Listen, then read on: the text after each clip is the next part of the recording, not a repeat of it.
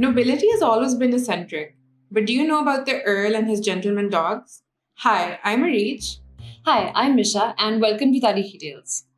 So, we're talking about none other than Francis Henry Egerton, or Egerton. We don't know. We do know that he was the 8th Earl of Bridgewater, and he held this post during Queen Victoria's reign. He was quite well educated.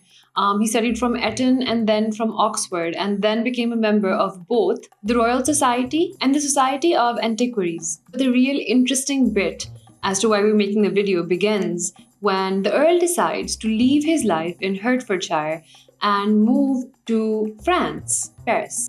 This was basically a surprise to his close friends and acquaintances because he had a very strong hatred for Paris. So, nevertheless, the Earl had moved to Paris and he took all his cats and all his dogs and he purchased a luxurious hotel. This is the address of the hotel that he purchased, and he renamed the hotel to Egerton Hotel. So the whole ordeal actually becomes a treat for the Parisians in the 18th century because now they could see sights where carriages would leave the hotel.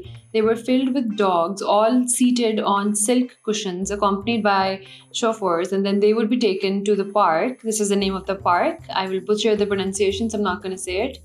And there, the dogs would actually get their daily exercise. And if it's, God forbid, too sunny, the servants with the dogs would actually hold up umbrellas for them to make sure that they're well protected, because God knows why they have fur. His love for animals was renowned, and most of his dogs were treated better than humans.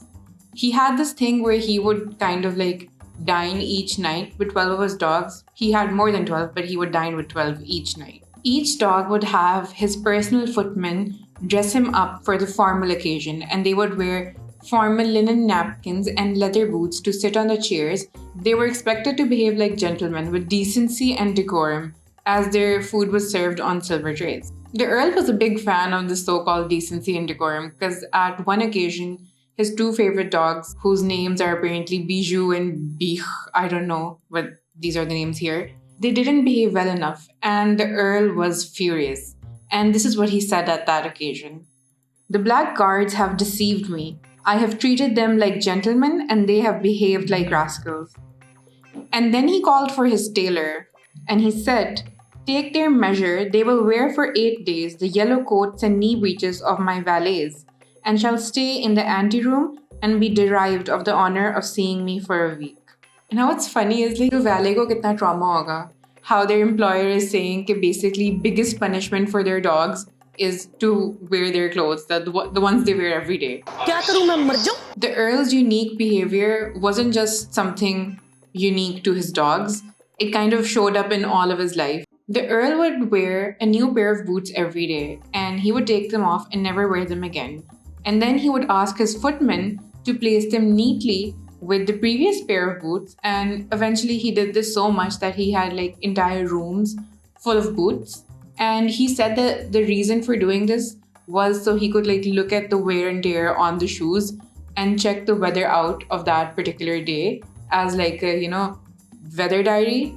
And that's exactly it. He never really thought of keeping a weather diary instead of keeping all these shoes and never wearing them again. Although he was eccentric, he can be kind of seen as that person nowadays we see as like a eccentric academic, because while in France, he said that he won't speak in French because he didn't know the language well, but then he'd go on to have conversations in Latin. And then he'd have some of the most famous book of Milton's kind of translated into French for his peers. And he also had a very big collection of French and Italian manuscripts. And overall, he was an academic because he wrote about 20 books in his lifetime and a lot upon the Bridgewater genealogy itself. So his eccentric personality was actually shown in a lot of his decisions.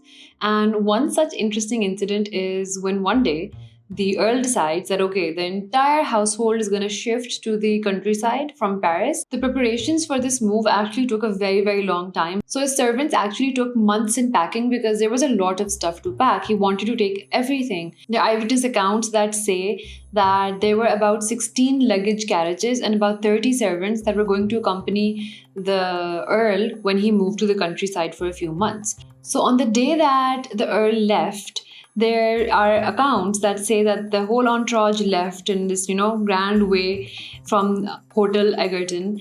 And by nightfall, the entire thing came back, all 16 carriages and all these people. And the reason for this that the Earl gives is that lunch.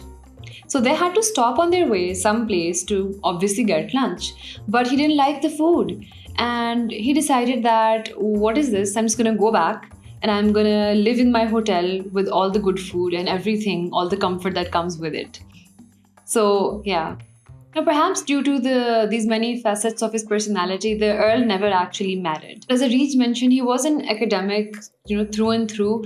And on his death, he actually donated a lot to the British Museum and to other academic and charitable organizations. To the British Museum, he also donated manuscripts and books that he had collected over his lifetime, and £12,000 to make sure that they're well taken care of. Another £8,000 went to the Royal Society for publishing books on the goodness of God. The Earl's will was actually written 4 years before he died, and in his will, he basically sets out a condition that after his death, his household, Hotel Egerton, must be run as if he is alive for the next 2 months. In addition, each servant was to receive a morning suit, a cocked hat, and a best worsted stocking. This is a type of stockings that was basically reserved for servants and people of lower rank. The nobility actually wore very expensive silk stockings. When he died, he was 72 years old, and his body was actually brought back to England, and he was buried at his family chapel at St. Peter and St. Paul. And it's interesting that his tombstone was also actually his own design. Basically, a woman with a dolphin at her feet, an elephant right beside her, and a stork behind her. People actually do wonder why he chose this as the tombstone design and why none of his loved dogs were included in the design, but that's something that's going to remain with the Earl. Even to this day, there are many mysteries about the Earl of Bridgewater that people have questions about as to why he left the mansion. Some people claim it was because of the birth of an illegitimate child. Some people claim it was because he was losing his wealth and he wanted to keep up appearances. But we don't really know for sure. Very interesting figure that you definitely don't read up upon in normal history classes. So let us know what you think about this video. Would you take so much care of your dogs?